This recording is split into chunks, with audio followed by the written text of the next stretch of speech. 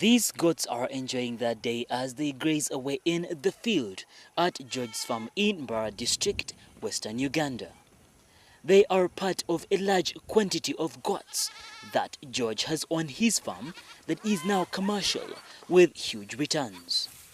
Usually, the goats spend the entire day in the field grazing because of the expansive field that stretches acres and is blessed with lots of pasture for the goats to eat. But how did George get started? I realized I have a lot of land and someone suggested that I should rear goats, and that's when I got down to it and decided to do it. And besides, my father had goats and I just took over. George, who started small, has been blessed by the evergreen pastures on his farm that allows his goats to be healthy. He uses the paddock system, which has enabled him to graze in one area at a time and leave the other paddocks to regrow, which has enabled him to have a constant supply of pasture. They eat a lot, but I have to wash them and build for them a nice place to stay because that gives them good rest and they remain healthy.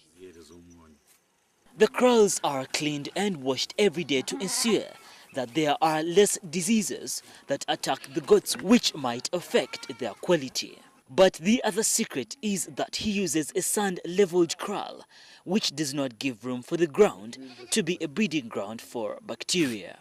As a result, he has managed to get many goats through the ever-increasing reproduction process, which has seen him get close to 100,000 goats. The problem is that the young ones follow their parents, and if this happens in a rainy season, then they die because the weather is too harsh. So I have to separate them from the rest of the herd. This is hard because they are a group.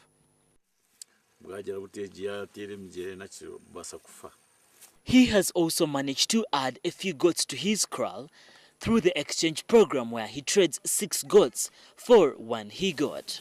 He rears mainly the Boer goats from South Africa, which are resistant to many diseases, although he deworms and sprays them every 3 months, just to be on the safe side, which has made him get a lot of money from the animals in return.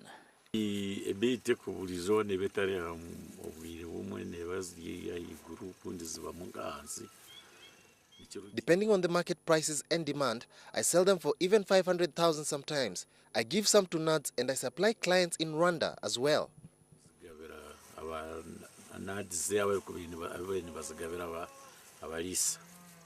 Boer goat meat is very popular and is commonly demanded in local restaurants and hotels, and the head sells like hotcakes in eateries. The type of goat rearing George practices is mostly meant for meat requirements.